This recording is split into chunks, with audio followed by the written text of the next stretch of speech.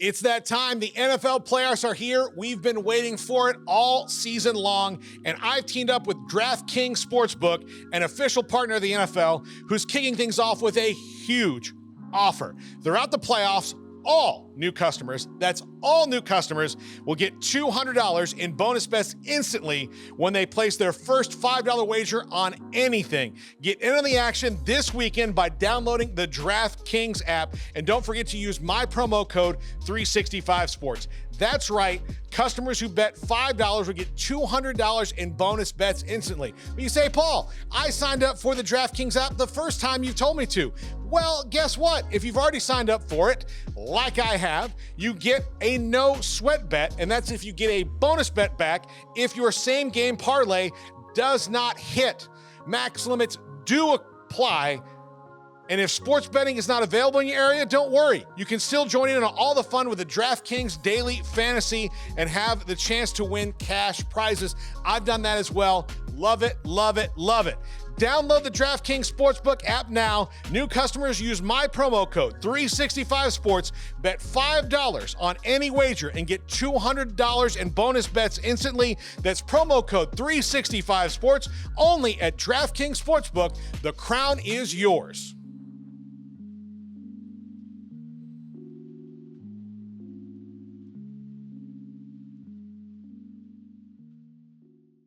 .352, Grayson Grundhoefer, recruiting analyst for 365 Sports and Sic'Em365.com, co-host with Craig on the Bearcast, joins us. And so tell us about Michael Trigg. They have lost some tight ends. Tell us a little bit, Grayson, about what this means for Baylor, the pickup from the kid from Ole Miss. Right. So this was a guy who visited over the weekend, and he was kind of a later addition, I would say, but clearly the top tight end priority for this Baylor staff. They even canceled another guy who was supposed to visit, but they canceled on him because Trigg was the guy they really wanted at the tight end position. And, before I dive into Trigg, they lost Drake Dabney, obviously, to TCU, who had a big year for them a year ago. And then Jake Roberts elected to transfer as well. And I think what you're seeing with this addition of Michael Trigg is you're seeing a guy who is clearly more what they want at the tight end position. And what I mean by that is just much more athletic, much more of a polished receiver than what you would be getting from, a Jake Roberts type. And I think because of that, this was a perfect addition for them to try to make this offense go even more than what it has been. They've been looking for offensive playmakers, and I think he fits that mold of kind of what they're looking for as a down the field threat, a red zone threat, and just an athletic playmaker who they can utilize in multiple ways. Now, you look through his career, and he's had many ups and downs. Really hasn't got it all completely together for a season. He's only played 15 career games over the course of 3 years at USC and Ole Miss. In total, has 330 yards, 5 touchdowns. He's been pretty good, has had moments of flashes. The 2 spring games at Ole Miss really dominated. When you look at, 2022, he had 89 yards and 3 touchdowns, and last year, 138 yards and a touchdown, but it never truly translated once at Ole Miss. And then, of course, this year, he only played in 3 games before electing to hit the transfer portal and preserve another year of eligibility, which does mean he has 2 years of eligibility when he arrives at Baylor. But in general, you're looking at a very, very talented playmaker, a guy who was, a 4-star prospect in the 2021 class, a top 150 player, a guy with 49 offers from Alabama, Georgia, LSU, Ohio State, Oregon, Penn State, including many, many others. You're looking at a guy with very high NFL upside. Grayson, how do you think the tight end position will be different in Jake Spavital's offense? Yeah, asked to do a whole lot more as a receiver and a whole lot less as a pass blocker and run blocker. And for that reason, this pickup makes a ton of sense, right? Because, he has had moments of being a pass blocker and a run blocker, but not very many. And when he has it, it's not something that I would say he's really good at. I think it's a quality that he's still working on. But as a pass catcher, that's where he's going to be utilized a ton in the slot. Just, again, more like a spread wide receiver, slot receiver type that they're going to utilize in the red zone and across the middle of the field. just going to be very, very reliable and very different than, what Baylor had, the past few years with Jeff Grimes, where you're asked to do more developmental routes, a lot more play action, a lot more, movement, a lot more motion, things like that. I think you're going to see less of it, even though you'll still see some, but a lot less than what you saw, with Grimes, where you had a lot more inline blocking as well. So I know that when we do the Bearcast, we'll reset all of this and talk about needs and things like that, but they are now up to 7 commitments, and there are 4 on the offensive side, or now 5, of the 7 are now on the offensive side, with the quarterback, couple O-linemen, a receiver, and now the tight end in Trigg. Grayson, I'm imagining they would love to have some more big boys up front, but where do you see them kind of sitting as far as offensive pursuits go? Are they still wanting more skill guys after landing a tight end? How do you view that?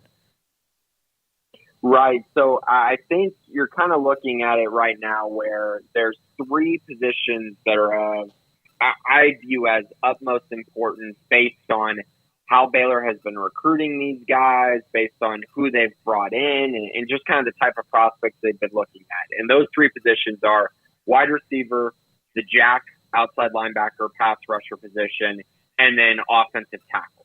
Those are the 3 positions that really stand out to me. I could see them taking 2 more wide receivers.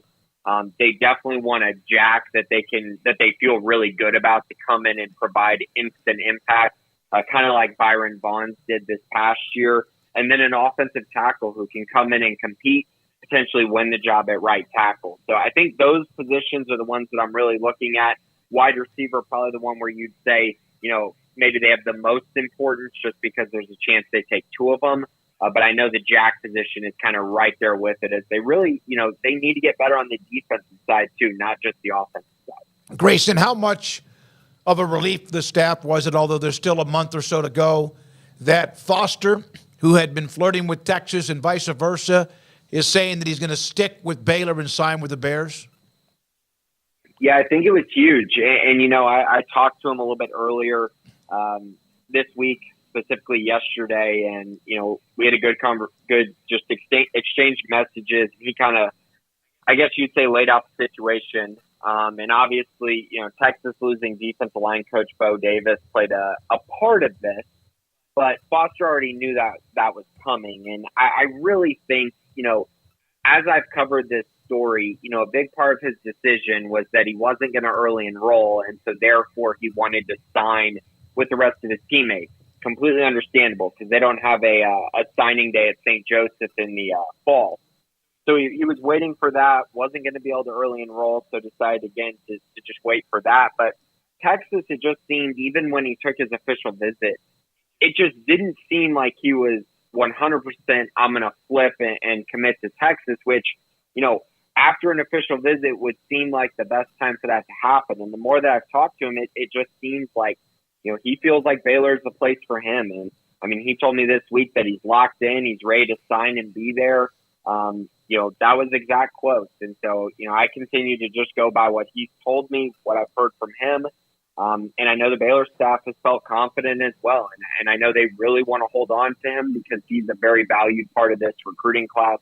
He's my highest rated recruit in the class, one of the highest rated nationally as well. So a big time prospect, one that, again, they would love to have on campus, and one who essentially solidified things with me yesterday. And so we'll see what happens going forward. I feel great about it. I know he got a Michigan State offer today as well, and a lot of people kind of raise their eyebrows at that.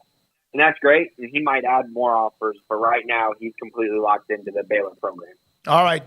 We got to go, and I know you do too. Anybody you think out of the weekend of any visits, transfer portals, what's the hot part now? Anybody you think out of this weekend that will be added by Baylor? Yeah, I mean, they got a few more guys that they're probably going to end up adding to the list.